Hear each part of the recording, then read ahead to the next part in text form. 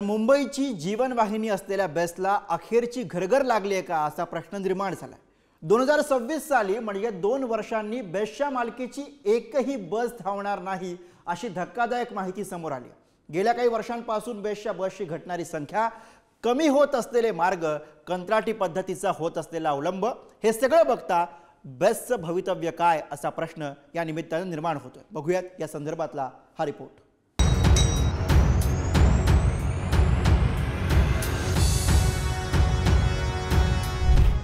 झालेल्या बेस्ट अपघाताच्या निमित्तानं बेस्टमधील कंत्राटी पद्धतीचा आणि खासगीकरणाचा मुद्दा पुन्हा एकदा ऐरणीवर आलाय।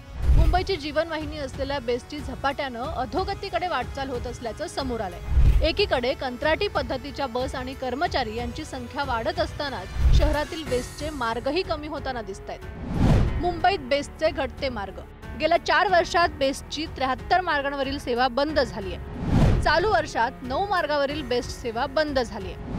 503 मार्गांवर धावणारी बेस्ट आता केवळ 430 मार्गावर धावते। कोरोना काळात शहरातील बेस्टचे 58 मार्ग बंद झाले। अंधेरी गोखले पुलामुळे 324, 328, 336 क्रमांकाची बससेवा बंद झाली आहे। सायन पुलाच्या कामामुळे 40 मार्गांवर परिणाम झालाय। मुंबईतील बेस्टचे मार्ग बंद झाल्याने पूर्व पश्चिम उपनगरात रिक्षा टॅक्सी चालकांना चांगले दिवस आले।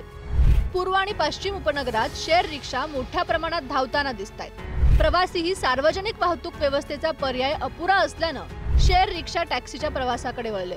मात्र याकरता मुंबईकरांना जादा पैसे मोजावे लागतात। चर्चगेट कडून कुलाबा, नरिमन पॉइंट परिसरात जाणाऱ्या बस आहेत, पण शेअर टॅक्सीची सेवा जास्त आहे। त्यामुळे बेस्टचा तिकीट दर कमी असला तरी बसची संख्या कमी असल्यामुळे प्रवासी शेअर टॅक्सीची वाट धरतात। बेस्टच्या प्रवासाकरता 5 रुपये लागतात, तिथं शेअर रिक्षासाठी 10 ते 15 रुपये, तर शेअर टॅक्सी करता 15 ते 20 रुपये मोजावे लागतात। घाटकोपर ते अंधेरी दरम्यान मेट्रो धावते। मेट्रोमुळे प्रवाशांची रस्ते वाहतूक कोंडीतून सुटका झाली असून त्यांना बस करता वाट पाहावी लागत नाही। परंतु मेट्रोच्या एकेरी प्रवासासाठी 40 रुपये मोजावे लागतात। यामुळे अनेक मुंबईकरांचं आर्थिक गणित मात्र कोलमडलंय। एकाच घरातील 3 ते 4 सदस्य कामानिमित्त किंवा महाविद्यालयात जात असतील तर त्यांचा महिन्याचा खर्च वाढलाय। त्यामुळे बेस्टच्या मार्गांची आणि बसची संख्या वाढवण्याची मागणी जोर धरतीये। सर्व लोकांना त्रास फार होतोय। पॅसेंजरला प्रॉब्लेम येतोय तिकडे जायला, ईस्टला, वेस्टला, आणि भाडं किती वाढतंय। टॅक्सीनी तिकडून यायचं सायन हॉस्पिटलकडनं तर पूर्ण सुमन नगरकडनं तिकडनं जाऊन मग बीकेसीला जावं लागतंय। और इवन BKC टू आप वडाला देखोगे तो मोर देन 500 चार्ज करते हैं। हाँ, और शायद जो BST की बस में शायद 10 से 15 रुपए वो चार्ज लेते थे, और अभी ऑटो में भी अब जैसे आप जाओगे तो ये 100 रुपीज लेते हैं, जो BST बस में शायद 5 रुपये है। फारवे पण नाही परवडत कोणाला, पण काय करणार आता, ह्याच्यामध्ये जायला लागतं माणसाला।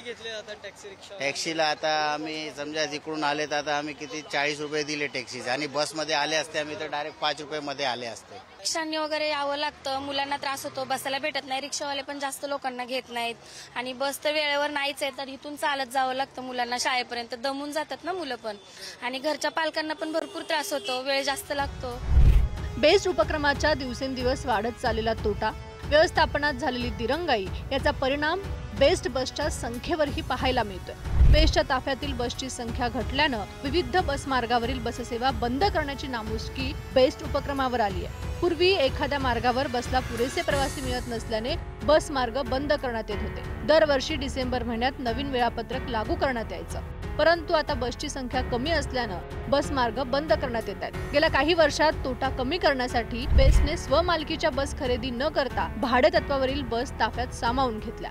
वाहक चालकही कंत्राटी पद्धतीचे नेमले। यामुळे बेस्टच्या स्वमालकीच्या बसच्या संख्येत कमालीची घट झाली आहे। बेस्टचं भवितव्य अंधारात। 10 वर्षापूर्वी बेस्टच्या ताफ्यात 5000 बस होत्या आणि दैनंदिन प्रवासी संख्या 55 लाख होती।